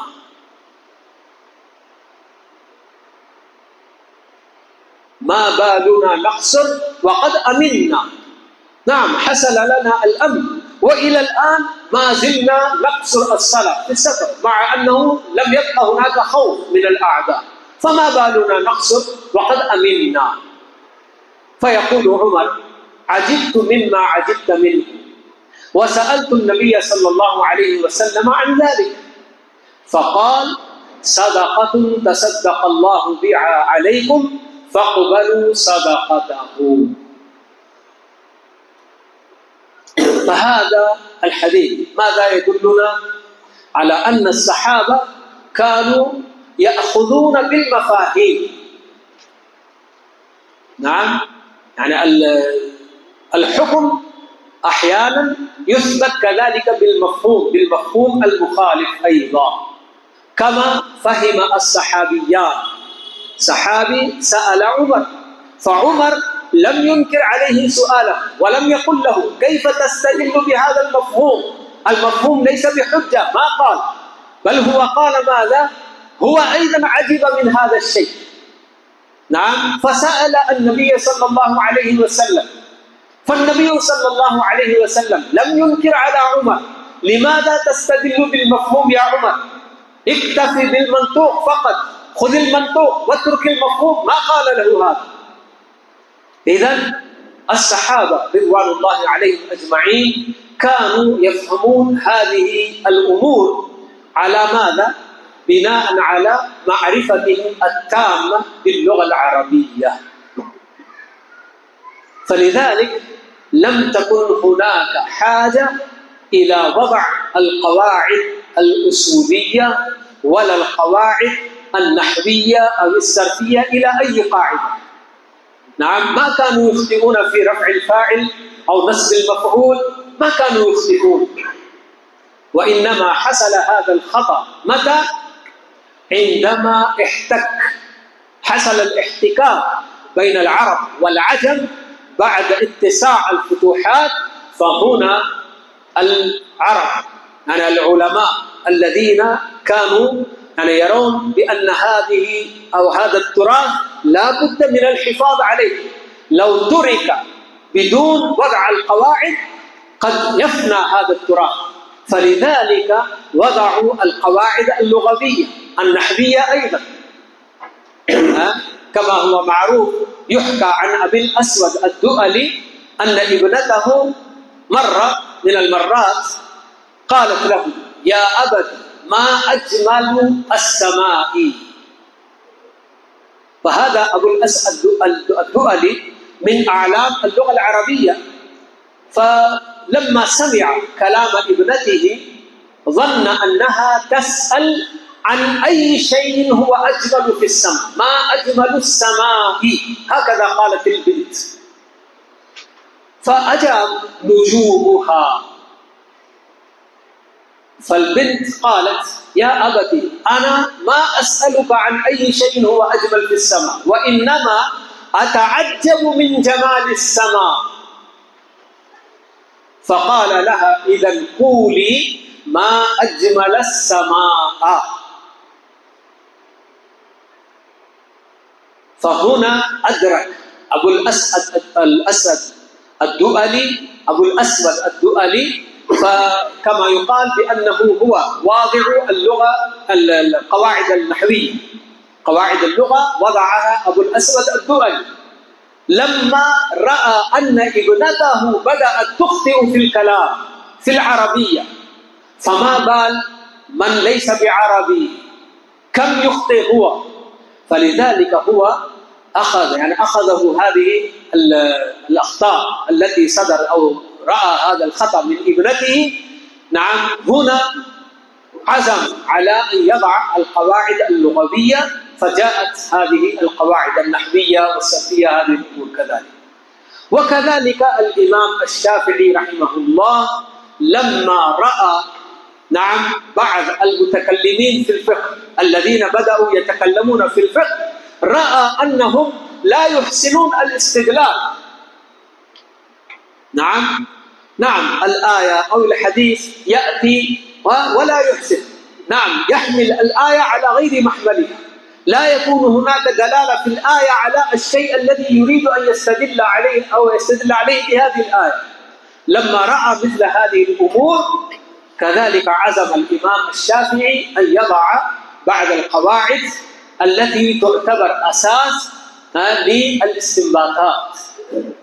لكن هو كما تعلمون بأن كل علم عندما يأتي في أول وهلة يكون عن نواة، مثل الأمور البدائية ما تكون واضحة تماما أو لا تكون كذلك محيطة بجميع الفنون، بجميع ما يتعلق بهذا الفن.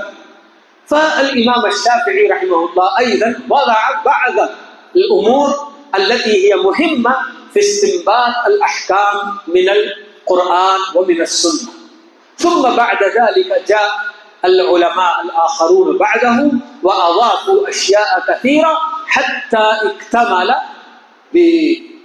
فن مستقل، اكتمل. وكذلك أيضا كثير من العلماء أدخلوا في علم أصول الفقه ما ليس له علاقة بعلم الأصول، بعض الأمور اللغوية وأمور ليس لها علاقة تماما بالأصول. فلذلك في العصر الذي نحن فيه جاء بعض العلماء وأخذوا كذلك هذه المباحث التي لا علاقة لها بالأصول وطرحوها من علم الأصول، أخرجوها وقالوا هذه ليس لها علاقة بالأصول.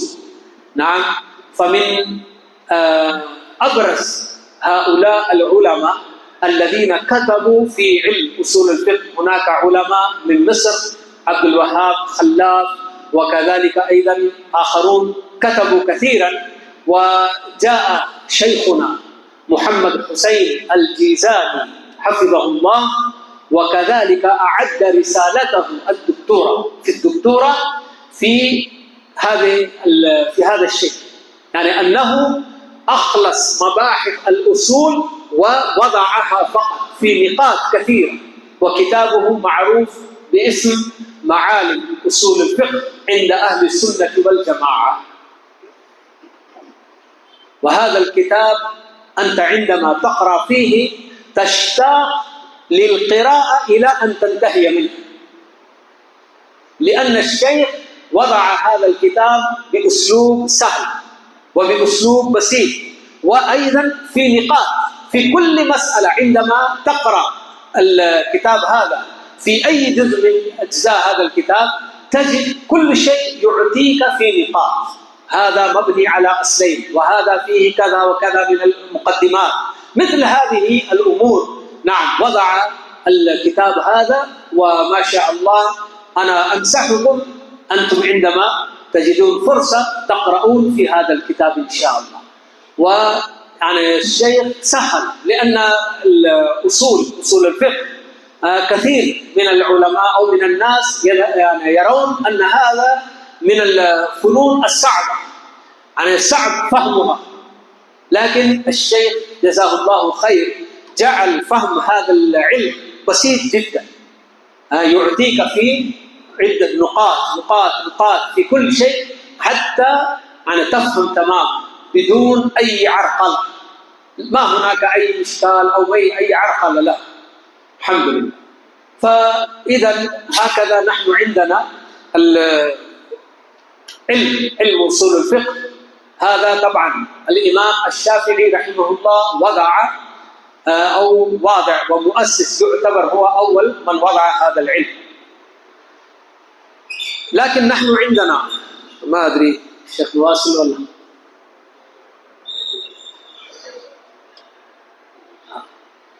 طيب إذا النقطة إن شاء الله وننتهي، حتى أنتم ربما تعبتم، ما أدري يعني السمع أثقل عليكم. عندما نأتي إلى معرفة طريقة التأليف في علم أصول الفقه، فهنا ترون العلماء يذكرون أن التأليف في علم أصول الفقه كان على طريقتين معروفتين، إحداهما تسمى بطريقة المتكلمين أو بطريقة الشافعية، والأخرى تسمى أو معروفة تعرف بطريقة الفقهاء أو طريقة الحنفية. التأليف في علم أصول الفقه على طريقتين معروفتين، وبعد ذلك جاء بعض العلماء الذين حاولوا الجمع بين الطريقتين. لكن ما هما الطريقتان؟ طريقة الشافعية، ما هي طريقة الشافعية وما هي طريقة الحنفية؟ أو كما يحلو للبعض أن يسموا هاتين الطريقتين بطريقة المتكلمين وطريقة الفقهاء. طريقة الشافعية أو طريقة المتكلمين هي استخراج أو تحرير القواعد من خلال الأدلة من اللغة ومن القرآن ومن السنة، بغض النظر عن معرفة الفروع الفقهية التي أفتى فيها العلماء، بدون أن ينظروا في الفروعات الفقهية هل هذه الفروعات توافق هذه القواعد أو لا توافق. فقط هم يرون ماذا؟ هل هذه القواعد فعلا تثبت بالأدلة أو لا تثبت. لا يهمهم مخالفة الفروعات الإمام الذي أفتى بهذه الفتاوى، هل هي تخالف أو توافق هذه القواعد، لا يهمهم، وإنما يحرر القاعدة على أساس ماذا؟ على أساس الدليل. الدليل من أين؟ من اللغة العربية ومن الكتاب ومن السنة. هذه هي الأساسات الثلاث للقواعد الأصولية. فإذا طريقة الشافعية هذه تمتاز بهذا الشيء، بأنهم يحررون ويضعون القواعد بناء على دليلها من اللغة ومن القرآن ومن السنة، ثم بعد ذلك يذهبون إلى الفروعات ويرون إذا وافقت هذه الفروعات هذه القواعد قبلوها، وإذا لم توافق أو خالفت هذه القواعد رفضوا هذه الفروعات، مع أن هذه الفروعات أفتى بها علماؤهم أئمتهم، ومع ذلك ما ينظرون إلى الفتاوى أو إلى الفروعات الفقهية، وإنما ينظرون إلى ماذا؟ إلى القاعدة، هل تثبت، هل يدل عليها الدليل من اللغة ومن القرآن ومن السنة. إذا فعلا هناك أدلة يحررون القاعدة، ثم بعد ذلك يأتون يطبقون عليها فروعات الأئمة. فهذه طريقة المتكلمين. لماذا سميت بطريقة المتكلمين؟ لأن كثير من المتكلمين الذين ألفوا في أصول الفقه أعجبتهم هذه الطريقة. نعم، لأن طريقة الفقهاء هذه تحتاج إلى معرفة كبيرة إلى الفروعات الفقهية، والمتكلمون لم يكن بوسعهم الاطلاع على فتاوى الأئمة، فلذلك أحبوا أن يؤلفوا على هذه الطريقة، فلذلك سميت هذه الطريقة طريقة الشافعية بطريقة المتكلمين. وأما طريقة الحنفية فهنا الذين ألفوا على هذه الطريقة نظروا أولا وقبل كل شيء إلى الفروعات التي أفتى بها علماؤهم وأئمتهم.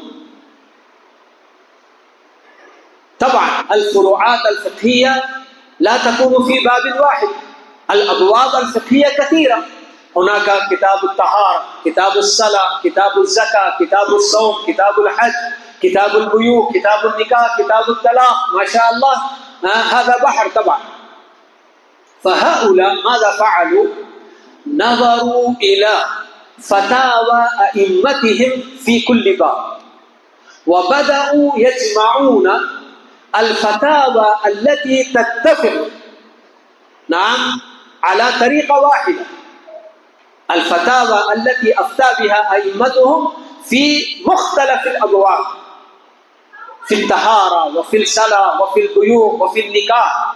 عندما يأتون إلى فتوى بأن هذه الفتاوى كلها نرى أنها نعم بنيت على هذا الأساس، يعني هم يستنبطون من خلال فتاوى أئمتهم بأن الأئمة أفتوا نعم يكونون قد أفتوا بهذه الفتوى على هذا الأساس، فبعد ذلك يضعون القاعدة، يقولون نحن عندنا هذه القاعدة. من أين استخرجنا هذه القاعدة؟ نظرنا إلى فتاوى أئمتنا ووجدناها متفقة تماما. نعم، كل هذه الفتاوى، مع أن فتوى في كتاب من الطهارة، وفتوى في الصلاة، وفتوى في البيوع، وفتوى في النكاح، لكن كل هذه الفتاوى عندما نمعن النظر في هذه الفتاوى نجد أنها لعلها تكون على هذا الأساس. فهنا نعم يضعون قاعدة، ثم بعد ذلك يذهبون إلى الاستدلال على هذه القاعدة كذلك من اللغة أو من القرآن أو من السنة، أيضا يأتون بأدلة كذلك على صحة هذه القاعدة. لكن أولا وقبل كل شيء يذهبون ينظرون إلى فتاوى أئمتهم، يجمعون هذه الفتاوى التي تكون متفقة في مختلف الأبواب، لكن يرون أنها على هذا الأساس، فيضعون قاعدة على أساس أن توافق فتاوى أئمتهم، ثم بعد ذلك يستدلون بالأدلة على صحة القاعدة. فهذا هو الفرق بين الطريقتين، طريقة الشافعية وطريقة الحنفية. إذا كان التأليف على طريقتين مختلفتين، فماذا ترون بالنسبة للقواعد؟ هل تكون مختلفة أو تكون متفقة؟ نعم، إذا كان الأساس مختلفا فالبناء الذي يبنى عليه يكون أيضا ماذا؟ مختلفا. نعم، فهذا أهم شيء في اختلاف القواعد الأصولية. طريقة التأليف في القواعد الأصولية لما اختلفت القواعد الأصولية أيضا. فلما اختلفت القواعد الأصولية وهي أساس للفقه، والفقه هو استنباط الأحكام الشرعية العملية، فهذا أيضا لا بد أن يختلف. تمام؟ فهذا هو الذي أدى إلى وقوع الاختلاف في القواعد الأصولية، طريقة التأليف في الأصول، في القواعد، في وضع القواعد. أن البعض رأوا أولا القاعدة، هل هذه قاعدة تساعدها الأدلة من اللغة والقرآن والسنة أو لا تساعد؟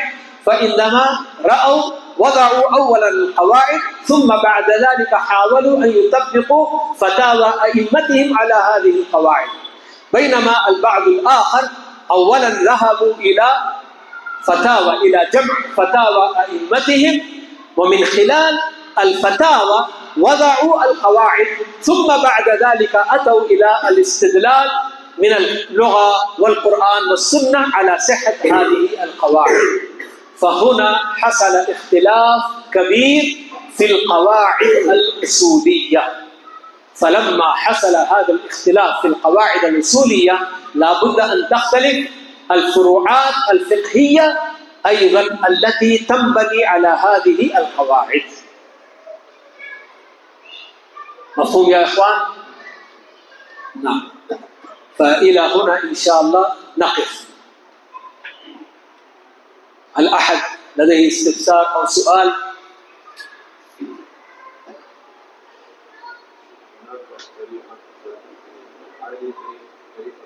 طبعا هاتان طريقتان، وهناك بعض العلماء بدأوا يؤلفون الكتاب عن الجمع بين الطريقتين.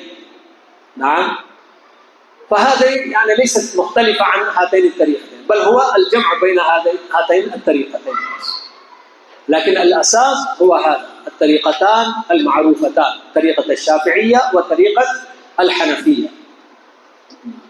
كيف جمع من الذين ألفوا في جمع هاتين الطريقتين؟ كيف جمع؟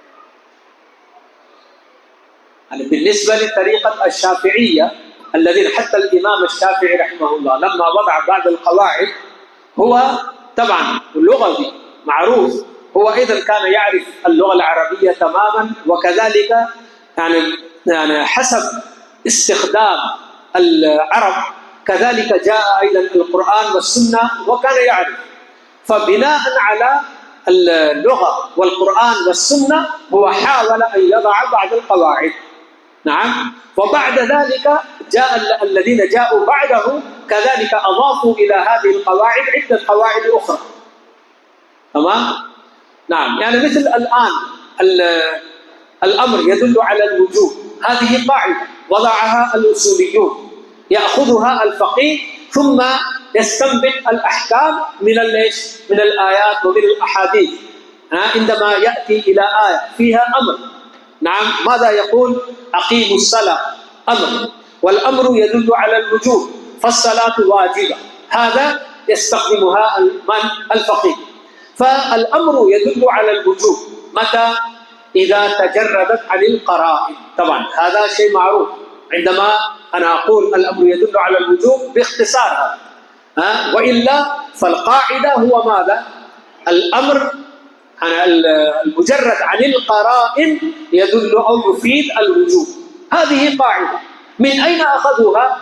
أخذوا من اللغة ومن القرآن ومن السنة، لأن العرب عندما يطلقون صيغة الأمر إنما يعنون به ماذا؟ الوجوب، وعلى حسب استعمال العرب جاء القرآن وجاءت السنة كذلك على هذا النمط، فلذلك هم وضعوا هذه القاعدة: الأمر المجرد عن القرائن يدل على الوجوب. فاستدلوا على هذه القاعدة بأدلة، نعم، من اللغة ومن القرآن ومن السنة. تمام. وبالنسبة لطريقة الحنفية، هم عندما يأتون إلى فتاوى أئمتهم يرون بأن أئمتهم أفتوا بهذا الشيء في طهارة، في النكاح، في البيوع، في كذا وفي كذا وفي كذا، يعني يجمعون عدة فتاوى. هم يرون بأن هذه الفتاوى كلها مبناها على قاعدة واحدة. مثل نحن عندنا الآن أخبار الآحاد، تمام؟ الجمهور يرون أن كل خبر إذا صح سنده فهو حجة، بينما العلماء الحنفية ما يأخذون بكل خبر واحد هكذا، نعم، بل هم يرون هناك أخبار آحاد إذا جاءت زائدة على النص فنحن لا نأخذ بها.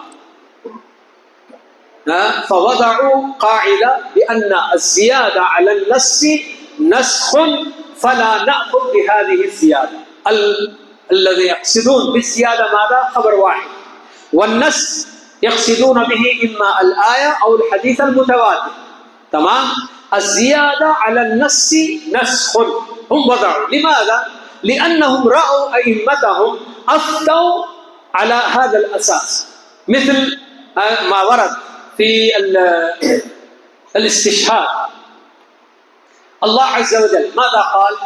واستشهدوا شهيدين من رجالكم فإن لم يكونا رجلين فرجل وامرأتان ممن ترضون من الشهداء. فأبو حنيفة رحمه الله ذهب إلى أن طريقة الاستشهاد هو هاتان الطريقتان، إما أن يشهد رجلان أو رجل وامرأتان. بينما جاء حديث عن النبي صلى الله عليه وسلم رواه ابن عباس في صحيح مسلم يقول: قضى النبي صلى الله عليه وسلم بيمين وشاهد واحد. فهذا الحديث لم يأخذ به الحنفية، وقالوا نحن لا نأخذ بهذا الحديث. لماذا يا جماعة؟ يقولون هذا الحديث خبر واحد وهو زائد على النص وهو الآية، فلذلك هم تركوا هذا الحديث. تمام؟ فكما وجدوا بأن هذا خبر واحد زائد على النص، وجدوا كذلك أيضا في آية أخرى في الحدود لما قال الله عز وجل: الزانية والزاني فاجلدوا كل واحد منهما 100 جلدة. فماذا قالوا؟ 100 جلدة هذا الحد الكامل. لكن لما جاء النبي صلى الله عليه وسلم وقال ماذا؟ البكر بالبكر جلد 100 وتغريب عام. لما زاد هذا الشيء، يعني اللي هو ايش؟ نفي السنة، تغريب عام، لما زاد النبي صلى الله عليه وسلم الحنفية قالوا: نحن إذا أخذنا بهذا الحديث نحن ننسخ الآية. كيف؟ قالوا: الآية تقول بأن الحد الكامل هو جلد 100، فإذا نحن أضفنا على جلد 100 تغريب عام يكون الكامل بعض، والتبديل من الكل إلى البعض هذا أيضا نص. فلذلك هم قالوا: نحن لا نأخذ بهذا الحديث، نحن عندنا الحد هو إيش؟ الجلد، جلد 100 فقط. فمثل هذه عندما جمعوا هناك أحاديث كثيرة هكذا جاءت هي أخبار آحاد وكذلك تكون زائدة على النص، تركوا أو وجدوا فتاوى أئمتهم أنهم لم يأخذوا بهذه الأحاديث، فلذلك وضعوا قاعدة بأن الزيادة على النص نسخ فلا تؤخذ بها. فهكذا يعني هم نظروا إلى فتاوى أئمتهم، كما أنا مثلت لكم الآن في الموضعين، في الاستشهاد وكذلك في الحد، نظروا إلى فتاوى أئمتهم بأن الإمام لما لم يأخذ بهذا الحديث، لأنه وجد أن هذا الحديث زائد على الآية، فوضعوا قاعدة الزيادة على النص نسخ هكذا. لكن عندما يضعون مثل هذه القواعد ثم يخالفون القاعدة، عندما نقول لهم يا جماعة أنتم وضعتم هذه القاعدة ثم تخالفون هذه القاعدة في عدة أمثلة، فيقولون ماذا؟ بكل بساطة يقولون لا، هذا الحديث ليس بخبر واحد، بل هذا خبر مشهور، والمشهور يؤخذ إذا جاء زائدا على النص. فلذلك التقسيم عند العلماء الحنفية ثلاثي، نعم، متواتر ومشهور وآحاد، بينما المشهور عند الجمهور من أقسام أخبار الآحاد. لكن هم وضعوا 3 درجات للحديث: المتواتر ثم المشهور ثم أخبار الآحاد هكذا. فلذلك يعني مثل الآن الله عز وجل لما حرم أو بين المحرمات من النساء، حرمت عليكم أمهاتكم وبناتكم وأخواتكم، هذه الآية ليس فيها الجمع بين المرأة وعمتها ولا بين المرأة وخالتها. من أين جاء هذا؟ النبي عليه الصلاة والسلام نهى عن الجمع بين المرأة وعمتها وبين المرأة وخالتها. فعندما نقول للجماعة يا جماعة أنتم وضعتم القاعدة الزيادة على النص نسخ، فهذا أيضا ينطبق عليها هذه القاعدة، لأن هذا خبر واحد، مع ذلك أنتم تقولون بهذا الشيء، كيف هذا؟ يقولون لا، هذا خبر مشهور نحن نقول به. فهكذا. الأدلة الإجمالية ما هي؟ الكتاب والسنة والإجماع والقياس، أو الأمر للوجوب والنهي للتحريم؟ كل هذه، نعم، هذه كلها أدلة إجمالية تعتبر. الكتاب والسنة هذا أيضا دليل إجمالي، لكن ما فيها من أساليب الكلام، الأمر والعام وكذلك المطلق والمقيد، كل هذه تعتبر ماذا؟ أدلة إجمالية.